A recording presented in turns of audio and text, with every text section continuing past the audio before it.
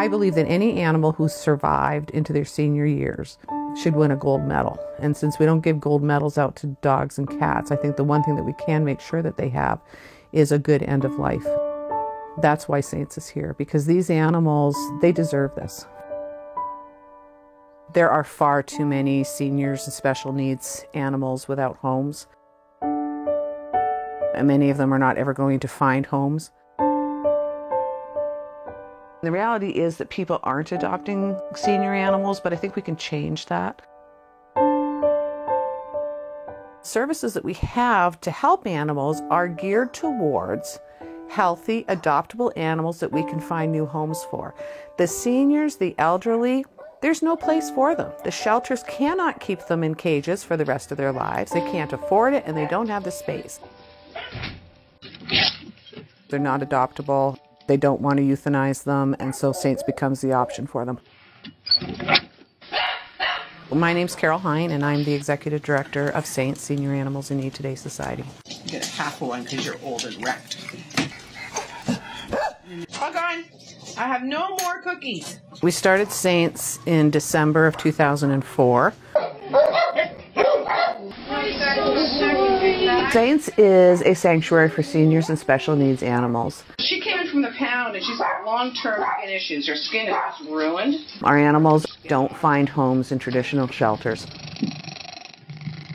Pretty much any kind of domestic animal. Cats, dogs, rabbits, sheep, cows, horses, ducks, chickens. We have a turkey, which is a new experience. Mostly seniors.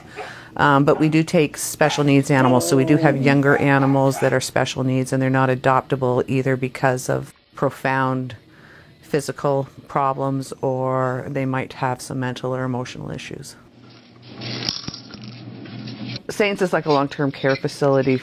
There's a lot of medications that are given. A lot of the animals are on several different kinds of medications, and they get them several times a day. We understand the aspects of aging and different medical issues that they come with. I need a hoist. Oh my God. We have enormous amounts of patience for the things that happen to the elderly as they continue to age, the dementias, the incontinence, the illness. The financial commitment here is huge. Monday to Friday, we have to have paid staff. On top of that, we have the medical costs of our animals, and because they are seniors and special needs, most of them have a lot of health issues. You're looking at a minimum of $1,000 to $2,000 just to make up for all the medical care that they haven't had for all these years, the dentals and the cardiac meds and the x-rays and the blood work, and getting them feeling well and getting them feeling comfortable. Daisy's a perfect example. She's a new dog in from one of the pounds, and she's come in needing a spay. She needed mammary tumors removed. She needed massive dental work done. She needed a bladder stone removed. So, it's a $1,500, $2,000 investment just as she comes in the door. You ready, big guy? Most people don't believe how old some of our animals are. He's 17 years old, and look at him. I'm old, but I'm not dead. Hey, he's got lots of good in him. Or how sick some of our animals are, because all the supports are there for them to feel as well as they can and to enjoy each day. It gives them a renewed lease on life. Oh, I got it. Go. He's the king of the barnyard. Yeah.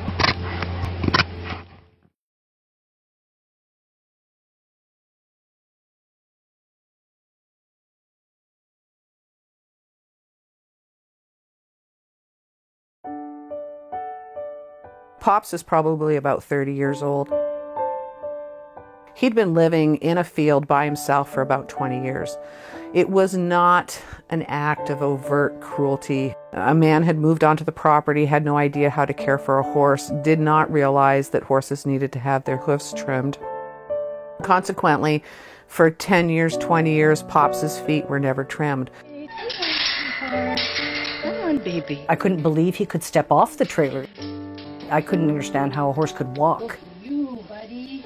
By the time we got him, his hooves had overgrown to the point where they were curled up to his knees. He couldn't lay down. He could barely walk. It had deformed his spine, his hips. It had deformed his legs. Everything about him was just this massive pain. The vets come every week and they trim them back slowly. He's walking more and more each time now. He can now walk out into the field. He can graze with the other horses. Pops was a very sweet, gentle horse. Pops was a lonely horse, and he was very happy to all of a sudden have company, to have care. Pops! He's come a long way. Everybody's touched by his story, but mostly everybody's touched with what a kind horse he is. Yeah, Pops is pretty special.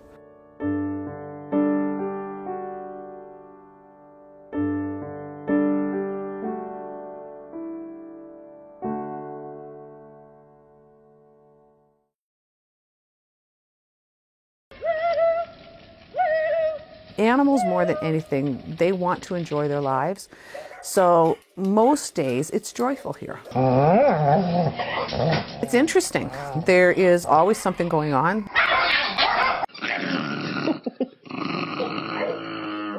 There's always company around. They never feel lonely. They have lots of physical activity. They can go out to the barns, they can go out to the fields, they can swim in the pond. There's toys to play with. They can get up and down on the furniture. There's very few rules. They play with each other. So, I mean, in that sense, it's like a birthday party that goes on constantly. What you doing? I tell people time and time again, I'm not a dog trainer. I don't care if they can sit.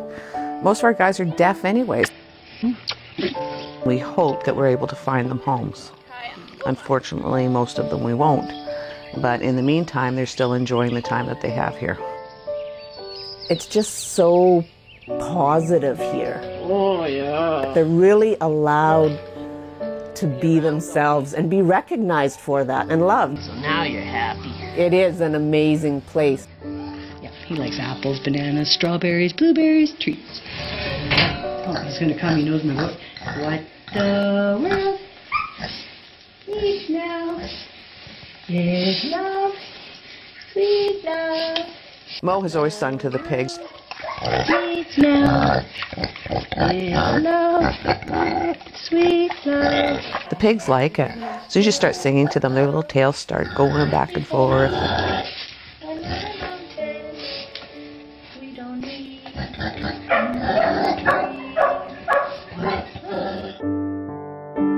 Each of the volunteers have their special moments, their special things with the animals. So there's all these special moments that are going on all the time that, you know, sometimes you know about and sometimes you don't. Sometimes you see them, sometimes you miss them. But they're happening for the animals, and I think that's pretty great.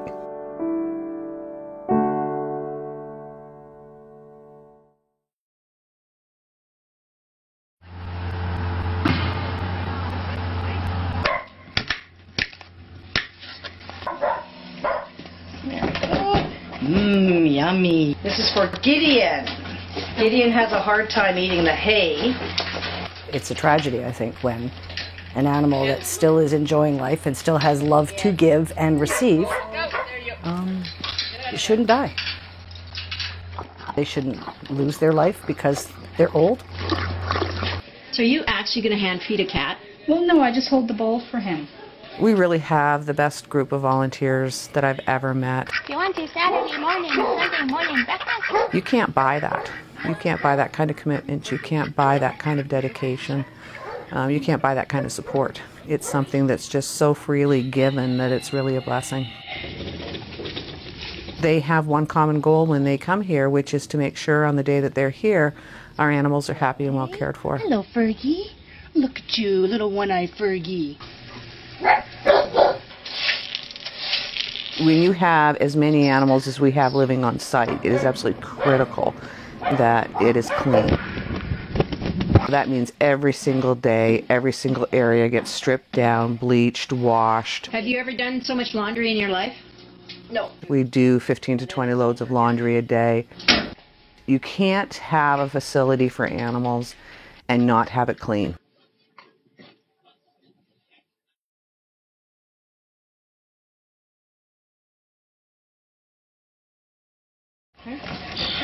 You know, bottom line, these guys are 14, 15, 16, 17 years old.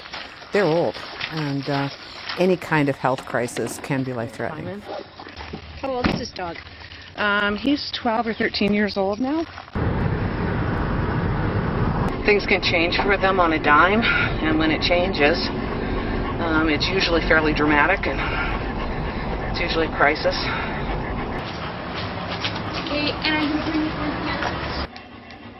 It's a full grand mal, first seizure that we're aware of. If blood work's normal, we'll probably start him on the phenobarb, just because he did have a grand mal. The vets think it was just a grand mal seizure. So hopefully they'll put him on his IVs, let him rest. He's got some Valium on board now, which will calm him down. They'll get some blood work just to make sure there's nothing else going on with him, and hopefully I'll bring him home at the end of the day. Bye, Jack. I'll see you in a bit. Be good.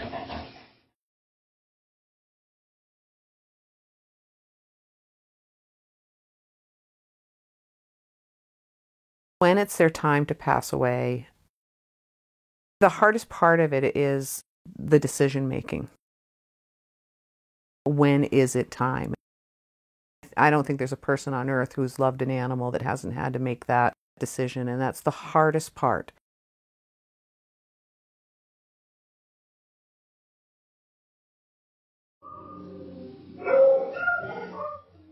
They're euthanizing millions of animals down in the States every year. So just once a year, we bring up 5 broken old dogs. Larry was one of them. And Larry was one of the biggest gifts I've ever had in my entire life. His bones were all fused together. He could barely walk. Everybody who looked at him said, "Is that a pig?" He was missing his hair. His tongue hung out. You know, he probably really wasn't that attractive. He had a huge tumor hanging from his chin. And he just turned into this dog who absolutely loved it here. This was the best place he'd ever been, and went, "Yes, I'm home," and did really well. We finally lost him about a year later. His arthritis just got so bad he couldn't get up anymore. We were at the maximum with his pain medications. There was nothing more we could do for him. He stopped having fun, and that's the bottom line. When they're not enjoying themselves anymore, it's time to let them go. And so we let him go, but I don't think I'll ever forget Larry. He made me smile every time I looked at him.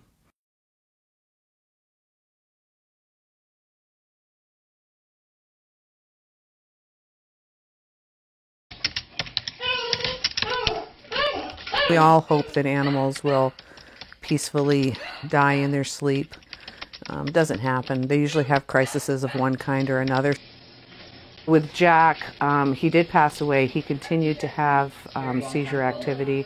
The last couple that he had were pretty significant. He was totally paralyzed. He wasn't able to get up or move. He could only move his head.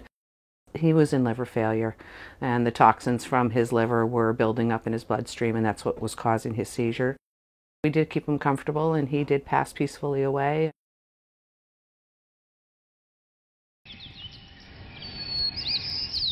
When they're not enjoying themselves anymore, when we can't control their pain, it's time to let them go. We have about 30 to 50 deaths a year. I think sometimes people think we kind of get used to it. We don't get used to it. They're our friends. When each animal passes away, we hang a wind chime for them. They represent those that have passed. Those that came to Saints and have passed. And it really is quite moving to be sitting in there and have a gust of wind go by and hear all the different chimes going.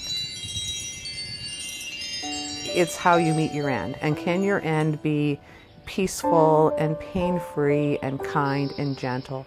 And so when our guys pass away, if we've given them a good life and then we've given them a good death, then we've done our job.